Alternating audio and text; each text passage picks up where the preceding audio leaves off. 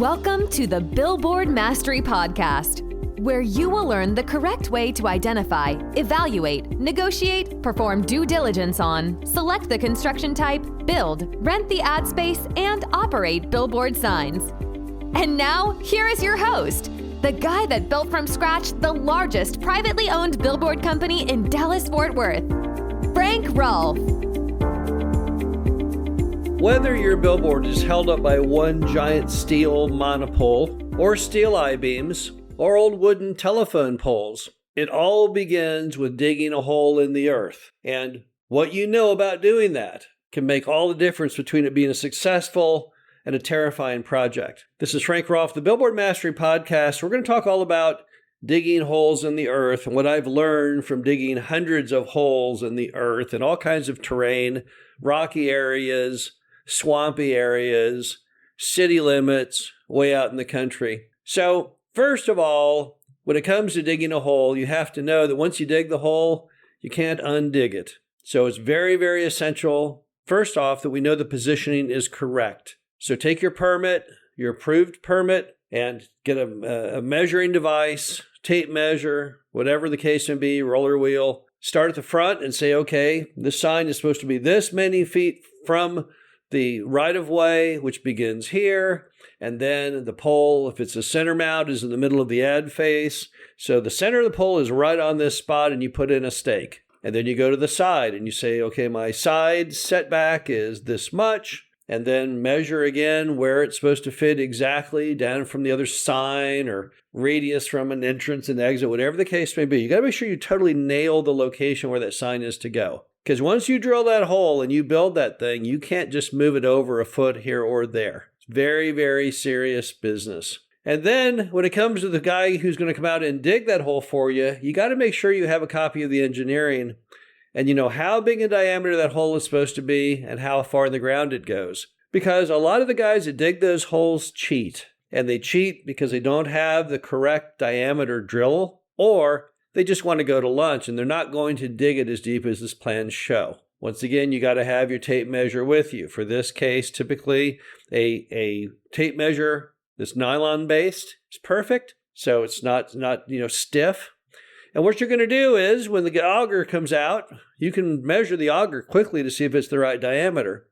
If the guy brought a 36-inch diameter auger and it's supposed to be a 48-inch diameter hole, you have to stop him right there and say, wait a minute here. This isn't supposed to be 36 inches. This is a 48-inch, right? You got to go get the other auger. But also, when you start digging that hole, you're going to have to drop that tape measure down that hole and keep double checking what that guy is doing before he stops, because they're notorious for not going deep enough. If the plans say to go 12 feet deep, they'll stop at 10. If the plans say 15 feet, they'll stop at 12. Because they want to hurry up and get over to Long John Silver's and get the shrimp feast with the hush puppies, which I admit is tasty in some markets. But that's not going to do you any good when they put that sign in and it's not far enough in the ground, because here's what's going to happen. You're going to have the sign too tall, 2 or 3 feet too high, which, if anyone catches that, they might make you lower it by that amount. But additionally, now it's not engineered to the correct wind loads. So if the big wind hits it, big tornado hits it, all the stress is on the wrong spot, on that sign, on that column, and you're subject to having the entire sign fall down. So you got to double check the diameter and you got to double check how deep it goes. Now, as they're digging the hole with you standing there, there's a possibility you're going to hit some bad things. So let's go over what happens if you do. Number one, before you even start drilling a hole in America today, you need to get someone out to check to see if there's any buried utilities. Some states, they call it one call, for example. You call up and say, I'm building a billboard, I'm digging a hole, this location, I need someone to go out and mark all the utilities. And if you do that step, typically you're fine because they come out and mark, no, you're clear, you're clear, you're clear. So you have that peace of mind. But some things you hit when you dig a mobile home park foundation are not on that one call chart. One thing you can hit almost immediately is rock. If you dig that foundation and the drill bit spins and goes down and suddenly it goes bang, and you can't get it to go any deeper, you've hit a rock.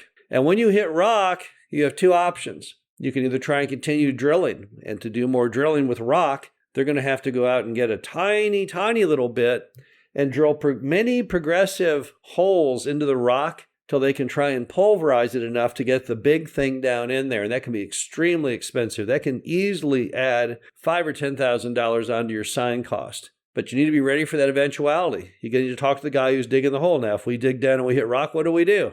See what he says. The other option would be to move the pole on your sign. Now, if you're building a sign that is a center mount, you could theoretically convert it to a full flag to get around that boulder. But can you afford that? Because now your sign will be more expensive. Another option would be to actually move the physical location of the sign, but to do that, you'd have to amend the permit. So hitting rock is typically never a good thing. That's my number one fear, would be digging down and hitting rock. But what if you hit the opposite? Instead of hitting a nice solid rock, you hit marshy swamp and you start just taking on tons and tons of water. In fact, when you break the surface of the earth, all you get is mud. What do you do then? Well, what you do then is you have two options based on how much muddy it is. If it's muddy but not horrific, you can go ahead and continue to drill down the foundation, make sure it's the right depth, but you end up with what's called a bell hole. A bell hole looks like a bell if you looked at it under the surface of the earth, because when you pour the concrete in, it comes out in more of a triangular shape than a cylinder shape. Nothing wrong with that. In fact, some would observe that those are the strongest foundations in the entire billboard world, because you have that giant bell-shaped concrete thing holding the sign, which is even harder to move in the event of a windstorm than a traditional cylinder. But if it's really almost soupy mud, almost like water, like every time they drill down, the whole thing just caves in again, then you have to do what they call casing the hole. So what they do is they bring out another piece of pipe, the diameter of the driller, and as they drill down, that pipe holds the earth back. Then what happens is you put in the sign and then the concrete, and then they pull that casement out. If it all works magically properly, what you've ended up with is a traditional billboard foundation set into the muck. However, only a professional knows how to do that properly. Some areas, what they'll do is they'll put in concrete that is deliberately dry using a custom concrete mixed truck. And that way the water from the surrounding muck soaks up in the concrete so that your concrete does not become too watery. But those are the main things you'll hit as you go down is you may hit boulders or you might hit a lot of water. Now, another thing you can sometimes hit in these locations are utilities that are not supposed to be there because they're really, really old. Sometimes you'll hit a water line or a sewer line. You'll think, wait, what the heck? But you'll notice there's no water coming out of it and the sewer line is bone dry. Because those were replaced decades earlier. Those might be from the 1920s, 1930s. Now, one other item you can also hit, which you have to be prepared for, are things that are so deep in the ground they're traditionally not marked by one call. Now, those things are water transmission lines, jet fuel transmission lines, really big stuff like that. Now, I would talk to the city because normally when those things exist, they have notified of the city and the utility providers. And sometimes you'll see signs that say, warning, buried underground pipeline. Well, don't be drilling on top of that before we find out what that is. So you got to make sure when you drill that you've got not only all the normal utilities, but those really, really big things figured out as well. Never build a billboard without standing there why we drilled the hole. That's why I know so much about drilling holes, is I always found that to be the most terrifying moment. I don't have to be there where they assemble the sign because I can see all that. It's hard to screw it up. But when you get underground, you can't really see what's down there. If that guy cheated on the foundation in any way, you'll never know. So being in attendance when they're drilling those holes is really vital. This is Frank Rolfe, the Billboard Mastery Podcast. Hope you enjoyed this. Talk to you again soon. Thank you for listening to the Billboard Mastery Podcast. Be sure to visit us at www.billboardmastery.com. where you can find past episodes of this show, plus an array of information to help you successfully build, buy, and operate billboard signs.